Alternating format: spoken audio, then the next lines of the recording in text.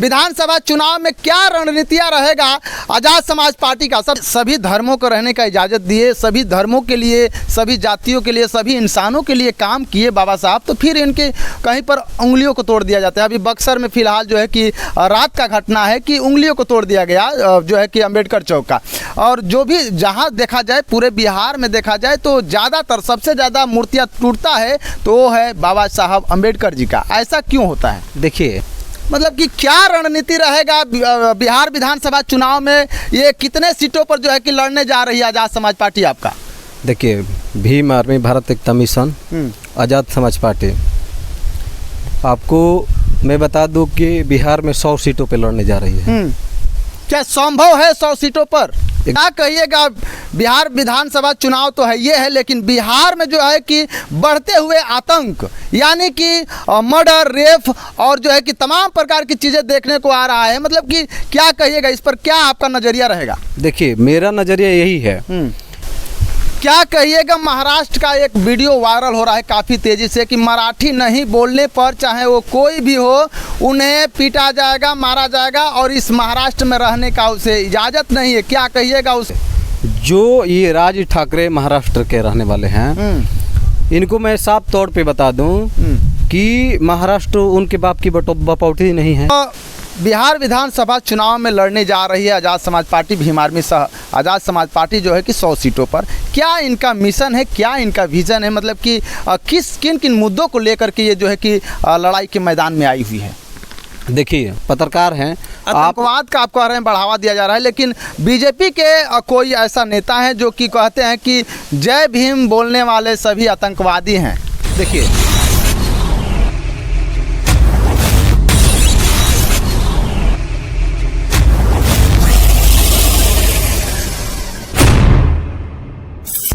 नमस्कार, आप देख रहे हैं पब्लिक की बात। पब्लिक की बात में आप सभी का स्वागत है। मैं सुरेश सागर। जैसे कि मैं बता दूं कि फिलहाल जो है कि आज़ाद समाज पार्टी, भीम आर्मी सह आज़ाद समाज पार्टी के जिला अध्यक्ष बने हुए हैं पप्पू कांत निराला जी। इनसे हमारा मुलाकात हुआ है और इनसे हम बातें करेंगे कि वाकई जो है कि बिहार विधानसभा चुनाव में क्या रणनीतियाँ रहेगा आज़ाद समाज पार्टी का। सबसे पहले स्वागत है आपका।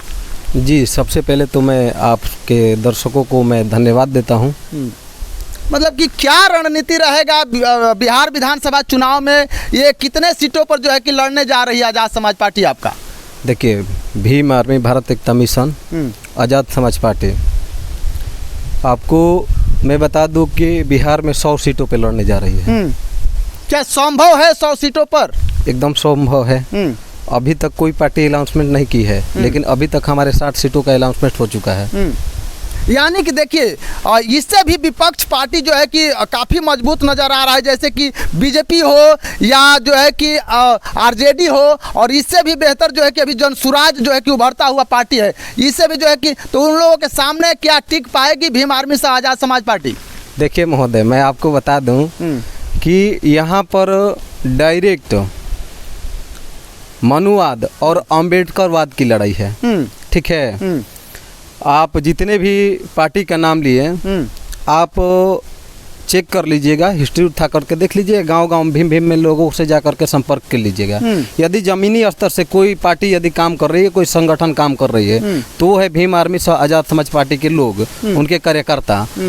आप माइटर, मतलब फ़ोन से माइटर आता है और 5 मिनट बाद वहाँ हमारे कार्यकर्ता मौजूद होते हैं उस लड़ाई को लड़ने के लिए। अच्छा, क्या कहिएगा, बिहार विधानसभा चुनाव तो है ये है, लेकिन बिहार में जो है कि बढ़ते हुए आतंक, यानी कि मर्डर, रेप और जो है कि तमाम प्रकार की चीज़ें देखने को आ रहा है। मतलब कि क्या कहिएगा इस पर, क्या आपका नज़रिया रहेगा? देखिए, मेरा नज़रिया यही है कि ये लोग जो हिंदू मुस्लिम कर मतलब रट करके और लोगों में जो नफरत फैलाए हुए हैं, ये हिंदू मुस्लिम की लड़ाई नहीं है। यहाँ पर डायरेक्ट मनोवाद और अम्बेडकरवाद की लड़ाई है। मनोवाद यानी कि जो लोग अंधभक्ति और अंधविश्वास और पंखंडवाद को बढ़ावा दे रहे हैं, उनका हुआ। और जो अम्बेडकरवाद जो समानता, समता और इंसानियत की बात करती है, जो माने चाहे आप हिंदू हो, मुस्लिम हो, सिख हो, ईसाई हो, हर धर्म के लोगों को यहाँ पर माने स्वागत रहता है। और आपको मैं बता दूं कि जितने भी अम्बेडकरवादी हैं लोग हैं विचारधारा के, वो हर माने जाति के लोग हो सकते हैं। और जो लोग एक बार डॉक्टर भीमराव अंबेडकर की विचारधारा को पढ़ लिया वो पखंडवाद से दूर हो जाएगा, और ये जो हिंदू मुस्लिम का जो माने लड़ाई चल रहा है ना वो ऐसे ही ख़त्म हो जाएगा। क्या कहिएगा, महाराष्ट्र का एक वीडियो वायरल हो रहा है काफ़ी तेज़ी से कि मराठी नहीं बोलने पर चाहे वो कोई भी हो उन्हें पीटा जाएगा, मारा जाएगा, और इस महाराष्ट्र में रहने का उसे इजाज़त नहीं है। क्या कहिएगा उस जो है कि राज ठाकरे ने ऐलान कर दिया है, वहाँ के राज ठाकरे ने ऐलान किया है कि जो भी बिहारी हो चाहे भारत के कोने कोने से आए लोग, यदि रहना है महाराष्ट्र में तो मराठी बोलना होगा। देखिए, जो ये राज ठाकरे महाराष्ट्र के रहने वाले हैं, इनको मैं साफ तौर पे बता दूं कि महाराष्ट्र उनके बाप की बपौती नहीं है, ठीक है। वो वहाँ पर हर स्टेट के लोग जाएंगे आएंगे, और वहाँ की जो भी विधि व्यवस्था सुविधा है वहाँ पर हर लैंग्वेज को बोली जाएगी, ठीक है। पर्सनल लैंग्वेज तो कभी लागू हो ही नहीं सकता है, क्योंकि भारतीय संविधान में हर लैंग्वेज का सम्मान किया गया है। और यदि वो लैंग्वेज से उनको दिक्कत है तो बाकी सब चीज़ों से भी दिक्कत होनी चाहिए, क्योंकि जो उनको विधि साधन संसाधन अलग स्टेटों से आ रही है उस चीज़ पर बाधित करना चाहिए। हमारे भारत के जो नरेंद्र मोदी हैं उनको बहुत जल्द महाराष्ट्र में अलग स्टेट से जो भी उनको साधन संसाधन मिल रहा है वो सभी चीज़ों को बैन कर देना चाहिए। बैन इसलिए कर देना चाहिए कि जब वहाँ पर अदर स्टेट के लोकल लैंग्वेज का महत्व नहीं है तो अदर स्टेट के जो भी साधन संसाधन मिल रहा है उनको जो सुविधा दी जा रही है वो चीज़ भी उन स्टेट के लोगों को और जो राज ठाकरे जी हैं उनको नहीं मिलना चाहिए। बिहार विधानसभा चुनाव में लड़ने जा रही है आज़ाद समाज पार्टी, भीम आर्मी सह आज़ाद समाज पार्टी जो है कि 100 सीटों पर। क्या इनका मिशन है, क्या इनका विज़न है, मतलब कि किन किन मुद्दों को लेकर के ये जो है कि लड़ाई के मैदान में आई हुई है? देखिए, आपको मैं बता दूं कि बिहार में आए दिन मुस्लिम SC ST के लोगों पर मर्डर और रेप बढ़ता जा रहा है। जो ये डबल इंजन की सरकार है, बोले कि डबल इंजन की सरकार है, और यहाँ पर माने माफियों का खात्मा हो चुका है। तो यहाँ पर माफियों का खात्मा नहीं हुआ है, यहाँ पर माने आतंकवाद का बढ़ाया दिया जा रहा है डबल इंजन के सरकार में। क्योंकि आप देखिए, पत्रकार हैं, आतंकवाद का आप कह रहे हैं बढ़ावा दिया जा रहा है, लेकिन बीजेपी के कोई ऐसा नेता है जो कि कहते हैं कि जय भीम बोलने वाले सभी आतंकवादी हैं।